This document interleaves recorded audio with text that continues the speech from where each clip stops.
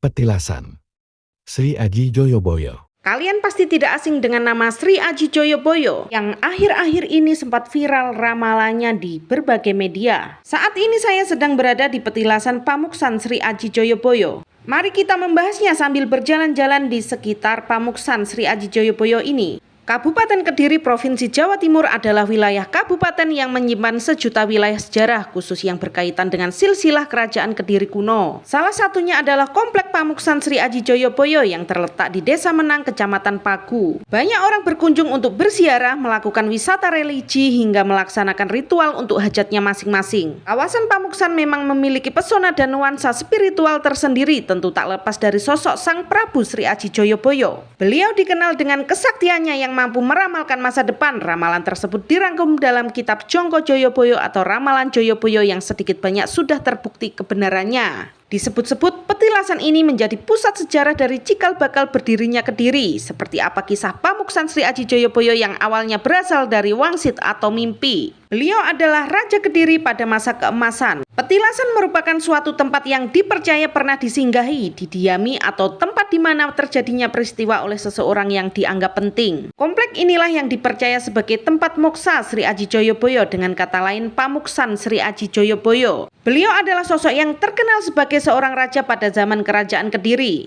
Pemerintahan Joyoboyo dianggap sebagai masa kejayaan Kediri, tak ada tandingnya dari zaman ke zaman. Selain menjadi seorang raja, Joyoboyo juga dikenal sebagai orang sakti. Ia dipercaya memiliki kejernihan batin sehingga mampu memperkirakan apa yang akan terjadi di masa yang akan datang. Mengingat beliau adalah tokoh sakti, maka banyak masyarakat sekitar maupun dari luar Kediri yang datang ke Pamuksan untuk meminta berkah. Selain itu, Joyoboyo merupakan leluhur dari masyarakat Kediri, hingga kepercayaan masyarakat terhadap Pamuksan Sri Aji Joyoboyo pun masih sangat tinggi. Di kawasan Pamuksan terdapat beberapa lokasi terjadinya peristiwa-peristiwa penting. Kini lokasi tersebut dibagi menjadi beberapa titik sakral, yakni Loka Moksa yang dianggap sebagai tempat Sri Aji Joyoboyo menghilang dari jasadnya. Loka Busana merupakan tempat beliau menanggalkan busananya. Loka Makuta, tempat beliau menaruh mahkotanya sebelum moksa. Masyarakat percaya beliau mengalami moksa karena memang sampai sekarang jasad Sri Aji Joyoboyo tidak diketemukan. Lantas, dari mana asal muasal komplek Pamuksan ini? Bagaimana seseorang mengetahui pasti lokasi Sang Prabu melakukan moksa?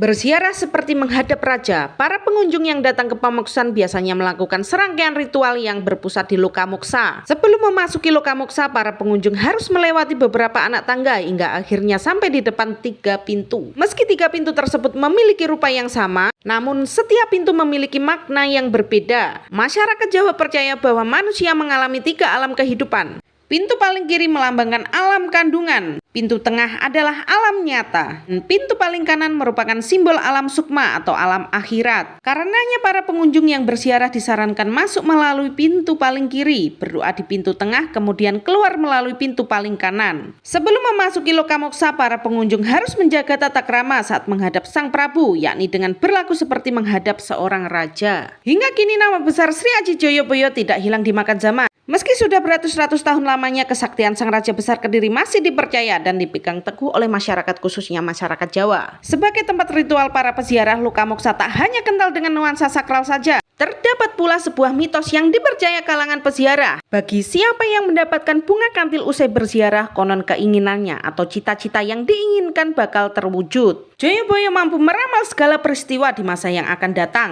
Tak hanya perihal Pulau Jawa, namun juga perihal ramalan skala nasional.